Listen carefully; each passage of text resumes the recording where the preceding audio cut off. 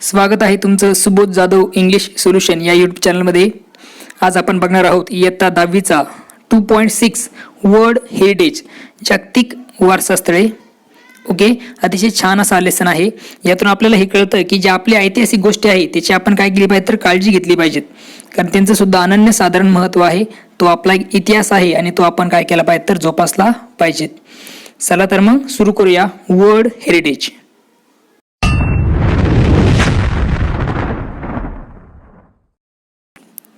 बघा आता वर्ल्ड हेरिटेजचे काय सुंदर चित्र आपल्याला इथे दिसत आहेत. तर याचा आपण अंदाज घेऊ शकतो. आता इथे नंबर 1 ची जी आहे ती वेरूळ येथील लेणी आहे, कैलास लेणी ज्याला म्हणतो आपण. हे ओपेरा हाऊस, त्यानंतर हे आहेत आपण त्याला म्हणतो पिरॅमिड्स, आणि हा एक नॅचरल जागा ती आहे. छान अशा प्रकारचे वर्ल्ड साईट्स असतात. चला सुरू करूया world heritage. World heritage site is a site determined by the United Nations Educational, Scientific and Cultural Organizations to have significant cultural or natural importance to humanity. आता हे जे काही United Nations Educational Scientific and Cultural Organization आहे त्याचं short फॉर्ममध्ये म्हणतात UNESCO. तर हे जागतिक वारसा स्थळ वर्ल्ड हेरिटेज साईट जे असतात त्यांना निश्चित करण्याचं काम कोण करतं? युनेस्को करतं. आणि हे जे काही निश्चित केलेले जे काही साईट असतात त्यांना काय असते? कल्चरल आणि नॅचरल इम्पॉर्टन्स असतं. म्हणजे मानवजातीच्या दृष्टिकोनातून ह्या ज्या जागा असतात त्या कशा असतात तर कल्चरल म्हणजे आपण त्याला म्हणतो सांस्कृतिक आणि नैसर्गिक, नॅचरल. कल्चरल म्हणजे सांस्कृतिक आणि नॅचरल म्हणजे नैसर्गिक, या दोन्ही बाबींसाठी ते मानवजातीसाठी काय तर महत्त्वाच्या त्या साईट्स असतात. As such the sites are protected and maintain by the international world heritage program. आणि ह्या ज्या अशा साईट्स असतात त्यामुळे ह्या ज्या साईट असतात त्यांना काय केलं जातं तर प्रोटेक्ट म्हणजे त्यांचं संरक्षण आणि मेंटेन म्हणजे त्यांची देखभाल ही करण्याचं काम कोण करतं? World heritage, international world heritage program म्हणजे आंतरराष्ट्रीय जागतिक जे प्रोग्राम आहे, कार्यक्रम, तो काय करतो? याला प्रोटेक्ट अँड मेंटेन करण्याचं काम करतो. आणि हे जे इंटरनॅशनल वर्ल्ड हेरिटेज प्रोग्राम आहे which is administered by the UNESCO world heritage committee. आणि ही जी काही इंटरनॅशनल वर्ल्ड हेरिटेज प्रोग्राम आहे त्याला ॲडमिनिस्टर ते म्हणजे त्याची देखरेख करण्याचं काम कोण करतं तर युनेस्कोची जी कमिटी आहे वर्ल्ड हेरिटेज कमिटी ती त्याचं देखभाल करण्याचं काम किंवा त्याला ॲडमिनिस्टर करण्याचं काम हे याच्याकडून केलं जातं. ॲडमिनिस्टर म्हणजे प्रशासित करणं, देखरेख करण्याचं काम त्याच्याकडून केलं जातं. कोणाकडून? युनेस्कोचं वर्ल्ड हेरिटेज कमिटीकडून. पुढे बघा काय दिलेलं आहे.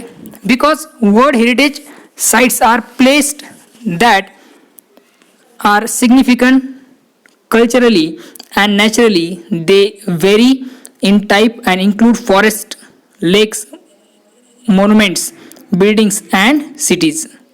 इथे आता आपल्याला असं दिसतंय की सांस्कृतिक आणि नैसर्गिक दृष्टिकोनातून जे काही लक्षणीय असणारे ठिकाणं आहेत त्यांचा जागतिक वारसा स्थळांमध्ये समावेश होत असल्यामुळं त्यांच्या प्रकारात आपला विविधता आढळून येते. म्हणजे दे व्हेरी इन टाईप आणि वेगळ्या प्रकारचे आपल्याला ते दिसून येतात. म्हणून यात आपण काय करू शकतो? फॉरेस्ट अरण्य, लेक्स म्हणजे सरोवर, त्यानंतर मोन्युमेंट्स म्हणजे स्मारकं जे असतात, बिल्डिंग्स म्हणजे इमारती आणि सिटीज यांचा समावेश त्यामध्ये होतो. World heritage sites can also be a combination of both cultural and natural areas. For example mount Huangshan in China is a site with significance to human culture because it played a role in historical Chinese art and literature. ही जागतिक वारसा स्थळं world heritage site असतात. यामध्ये या स्थळांमध्ये सांस्कृतिक आणि नैसर्गिक अशा दोन्ही गोष्टींचा समावेश झालेला असू शकतो. ओके, फॉर एक्झाम्पल उदाहरणार्थ चीनमधील जे काही माउंट हँगशन हे ठिकाण आहे, ओके, इज अ साईट, ते एक प्रकारचं काय तर साईट आहे किंवा मग ते ठिकाण आहे with significance to human culture. त्याचं एक महत्त्व कशासाठी आहे तर ते हे ठिकाण सांस्कृतिकदृष्ट्या ते कसं आहे तर महत्त्वाचं आहे. म्हणजे मानवाची जी संस्कृती आहे त्या दृष्टिकोनातून ते महत्त्वाचं आहे. कारण because it played a role in historical Chinese art and literature. कारण काय तर ऐतिहासिक काळात चीनी कला आणि साहित्यामध्ये त्याची उल्लेखनीय भूमिका होती. The mountain is also significant because of its physical landscape characteristics. हा जो माउंटेन आहे, हा जो पर्वत आहे, तो सुद्धा कसा आहे, खूप महत्त्वपूर्ण असा आहे. कारण काय तर because of its physical landscape characteristic, त्याचं जे भौगोलिक अशा प्रकारचं लँडस्केप आहे किंवा मग स्थळ सौंदर्य आहे, त्यामुळे त्याला काहीतरी एक वैशिष्ट्यपूर्ण तो पर्वत आपला सांगता येतो. History of world heritage sites. आता जागतिक वारसा स्थळांचा इतिहास. Although the idea of protecting cultural and natural heritage sites around the world began in the early 20th century, momentum of its actual creation was not until the 1950s. हे जरी ही काय जर the idea of protecting culturals म्हणजे जगभरातील ज्या काही cultural म्हणजे सांस्कृतिक आणि नॅचरल हेरिटेज आहेत, नैसर्गिक वारसा स्थळ आहेत, त्यांना काय करणं, संरक्षण अराउंड द वर्ल्ड म्हणजे जगभरातील त्यांना काय करणं तर प्रोटेक्ट करणं म्हणजे काय, त्यांना संरक्षित करण्याची जी कल्पना आहे, okay, began in the early 20th century म्हणजे 20व्या शतकाच्या सुरुवातीला ही अस्तित्वात आली. Momentum for its actual creation was not until the 1950s. मात्र 1950 सालापर्यंत ती प्रत्यक्षात यायला चालना मिळाली नव्हती. In 1954, Egypt started plans to build the Aswan High Dam to collect and control water from the Nile River. 1954 मध्ये काय झालं तर इजिप्तने प्लॅन बनवला कशाचा, एक अस्वान हाय डॅम बनवण्याचा. कशासाठी, to collect and control water म्हणजे पाणी नियंत्रित करण्यासाठी आणि त्याला अडवण्यासाठी एक अस्वान हाय धरण बांधण्याची त्यांनी योजना बनवली होती. कशावर, फ्रॉम द नाईल रिव्हर म्हणजे नाईल नदीच्या पाण्यावर. The initial plan for the dam's construction would have flooded the valley containing the Abu Simbel temples and scores of ancient Egyptian artefacts. धरण बांधण्याच्या काही मूळ योजनेमुळे अबू सिम्बलची जे मंदिरं आहेत आणि असंख्य अशी प्राचीन इजिप्तिशियन कलाकृती स्थित असलेली दरी पाण्याखाली जाणार होती. To protect the temples and artefacts, UNESCO launch an international campaign in 1959 that called for the dismantling and movement of the temples to high grounds. ही मंदिरे आणि कलाकृती संरक्षित करण्यासाठी युनेस्कोने 1959 मध्ये एक आंतरराष्ट्रीय मोहीम राबवली. ओके, आणि त्याद्वारे काय केलं तर त्यांनी काय केलं तर मंदिरे जी आहे ती उतरवून एका उंच ठिकाणी स्थलांतरित करण्यात आली.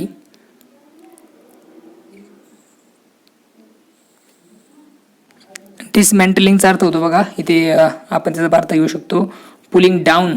ओके, सुटं करणं किंवा उतरवणं. The project cost and estimated $80 millions, 40 millions of which came from 50 different countries. आता या प्रकल्पाचा अंदाजे खर्च किती होता, $80 मिलियन अमेरिकन डॉलर इतका झाला, ज्यातले $40 मिलियन हे 50 जे वेगवेगळ्या प्रकारचे देश होते त्यांच्याकडून जमा झाले होते. Because the project success, UNESCO and the international council on monuments and site initiated a draft convention to create an international organization responsible for protecting cultural heritage. आता हा प्रोजेक्ट एकदा सक्सेसफुल झाल्या कारणाने काय केलं, युनेस्को आणि international council on monuments and sites, जे काही आंतरराष्ट्रीय स्मारके आणि स्थळे परिषद आहे, त्यांनी काय केलं तर यांनी सांस्कृतिक वारसा स्थळांचं संरक्षण करण्याची जबाबदारी घेण्यासाठी त्यांनी काय केले तर एक आंतरराष्ट्रीय संस्था निर्माण करण्यासंबंधीचा मसुदा तयार केला. Shortly thereafter, in 1965, a White House conference in United States called for a World Heritage Trust to protect historic and cultural sites, but to also protect the world's significant natural and scenic sites. Shortly thereafter, in 1965, त्यानंतर लवकरच 1965 मध्ये okay White House अमेरिकेत एका White House परिषदेमध्ये okay White House conference in the United State अमेरिकेमध्ये called for a world heritage trust, त्यांनी काय केलं तर जागतिक वारसा विश्वस्त संस्था वर्ल्ड हेरिटेज ट्रस्टची काय केली तर स्थापना करण्याची मागणी त्यांनी केली. To protect historic and cultural sites but to also protect the world significant natural and scenic sites. आणि या ज्या अंतर्गत काय होईल तर ऐतिहासिक स्थळाबरोबरच जगातील ज्या महत्त्वाच्या आणि निसर्गरम्य अशी स्थळं आहेत त्यांचंही संरक्षण करण्यात येईल असा त्यांचा मानस होता. Finally in 1968 the international union for conservation of nature developed similar goals and present them at the United Nations Conference on Human Environment in Stockholm, Sweden in 1972. अखेर शेवटी काय केलं तर 1968 साली जी की आंतरराष्ट्रीय निसर्गरक्षक संघटना आहे किंवा संघ आहे त्याला आपण इंग्लिशमध्ये म्हणतो international union for conservation of nature, यांनी काय केली त्यासाठी एक तत्सम उद्दिष्ट तयार केली. सिमिलर गोल्स त्यांनी बनवले आणि 1962 साली जे 1962 मध्ये जे स्वीडनमधील जे स्टॉकहोम येथे मानवी पर्यावरण विषयावरील संयुक्त राष्ट्र परिषद झाली त्यामध्ये त्यांनी ते सादर केलं. Following the presentation of these goals the conservation concerning the protection of world cultural and natural heritage was adopted by the UNESCO's general conference on November 16, 1972. आता हे उद्दिष्टांचं सादरीकरण झाल्यानंतर युनेस्कोच्या त्या सर्वसाधारण परिषदेने 1972 मध्ये या दिवशी जागतिक सांस्कृतिक व नैसर्गिक वारसा संरक्षणाचा म्हणजे protection of world cultural and natural heritage general conference इथे त्यांनी स्वीकार केला.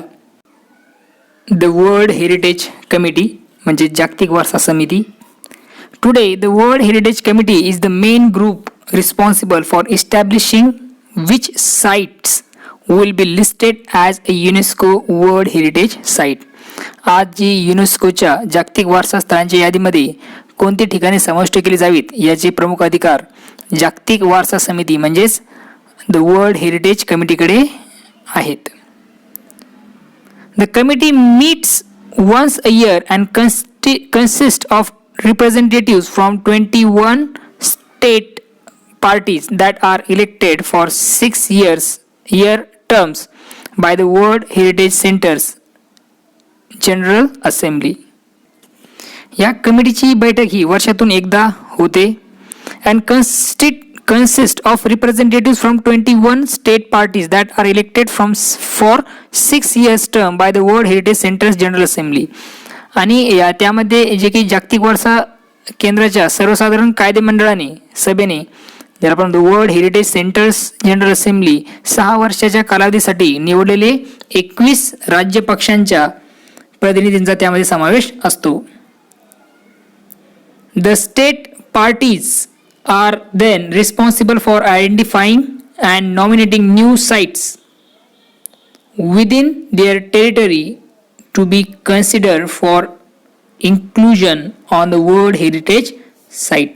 आपापल्या प्रदेशातील नवीन स्थळे शोधून त्यांचा जागतिक वारसा यादीमध्ये समाविष्ट करण्यासाठी विचार केला जावा यासाठी नामांकन आणि किंवा मग नामनिर्देशन करण्याची जबाबदारी या राज्य पक्षांचीच असते.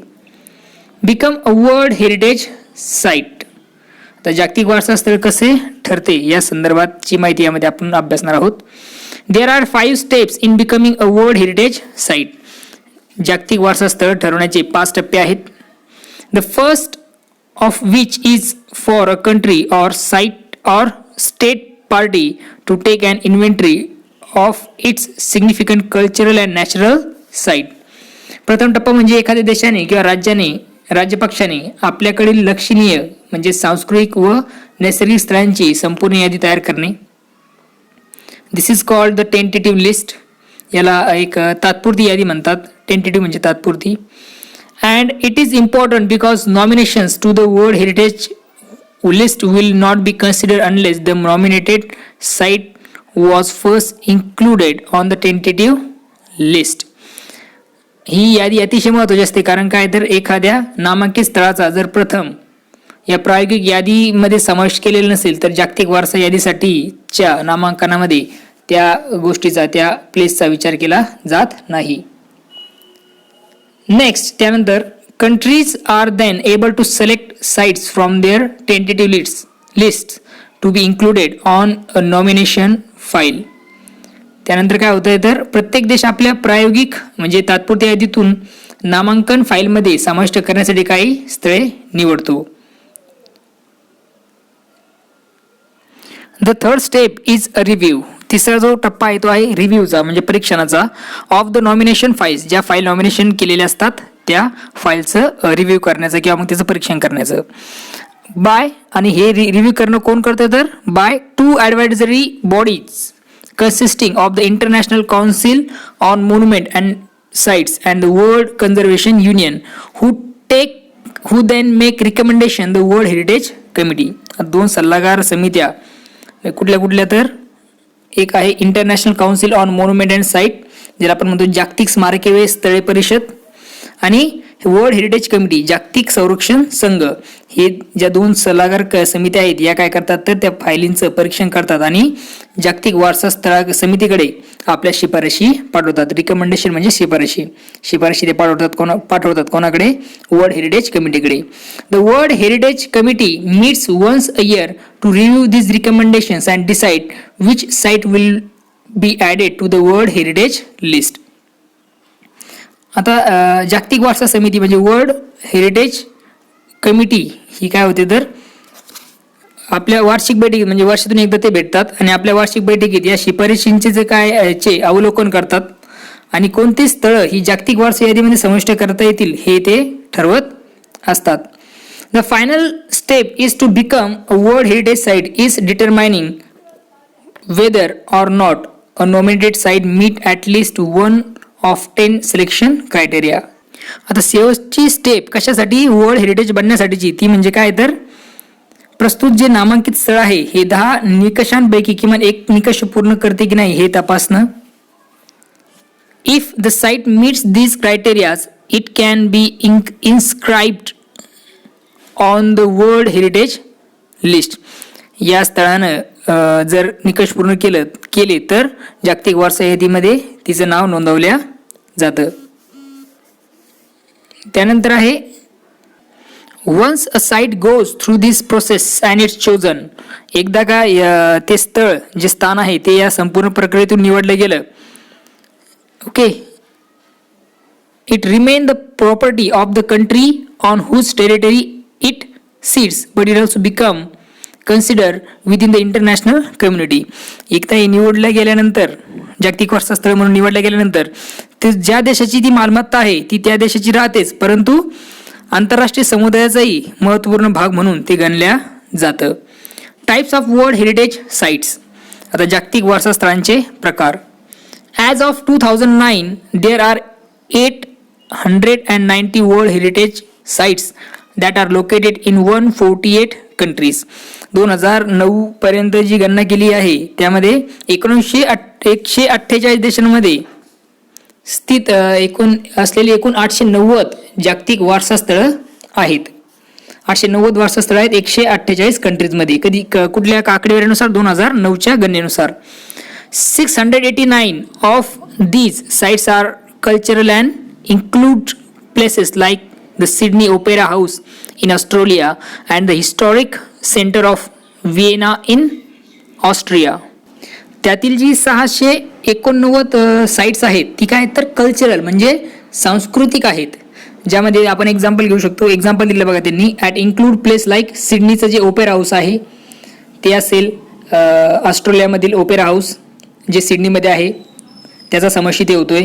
And the historic centre of Vienna, आणि हिस्टॉरिक जे ऐतिहासिक केंद्र आहे ऑस्ट्रेलियातील व्हिएना येथे त्याचाही त्यामध्ये समावेश होतो.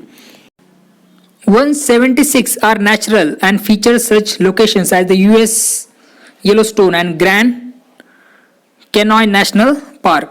आता एकंदरीत 176 ही नैसर्गिक ठिकाणं आहेत, उदाहरणार्थ अमेरिकेतील येलोस्टोन आणि Grand Canyon National Park. 25 of the world heritage sites are consider mix, आणि जवळपास 25 जी काही स्थळं आहेत ती काय करतात तर संमिश्र म्हणून ओळखली जातात. That is natural and cultural. नैसर्गिक आणि कल्चरल जे पेरूचं माचू पिचू हे त्यापैकी एक आहे. संमिश्र वर्ल्ड हेरिटेज साईटमध्ये येईल ते. Italy has the highest number of world heritage sites with 44. इटलीमध्ये सर्वाधिक म्हणजे 44 जागतिक वारसा स्थळं आहेत. India has 36, 28 cultural, 7 natural and 1 mixed world heritage site. भारतामध्ये 36 जागतिक वारसा स्थळं आहेत. त्यापैकी 28 हे सांस्कृतिक, 7 नैसर्गिक आणि 1 मिश्र आहे. मिश्रमध्ये काय तर नॅचरल आणि cultural. Okay. The world heritage committee has divided the world countries into 5 geographic zones which includes Africa, Arab state, Asia Pacific including Australia and Oceania, Europe and North America and Latin America and the Caribbean. आता ही जी की world heritage site आहे त्यांनी काय केलंय तर जागतिक वारसा समितीने काय केलं तर जगातील देशांची 5 भौगोलिक प्रदेशामध्ये विभागणी केलेली आहे. Number 1 Africa, number 2 Arab states, अरब राष्ट्र, एशिया पॅसिफिक, ऑस्ट्रेलिया आणि ओशियानिया याचा त्या समावेश होतो. Europe and north America, Europe व उत्तर अमेरिका आणि लॅटिन अमेरिका व कॅरेबियनचा त्यामध्ये समावेश केला जातो. World heritage sites in danger. आता जे काही वर्ल्ड हेरिटेज साईट आहेत ते काय तर धोक्यात आलेली आहेत. World heritage sites in danger, धोक्यात असलेली जागतिक वारसा स्थळे. Like many natural and historic cultural sites around the world, many world heritage sites are in danger of being destroyed or lost due to war, poaching and natural disasters like earthquakes, uncontrolled urbanization, heavy tourist traffic and environmental factors like an air pollution and acid rain.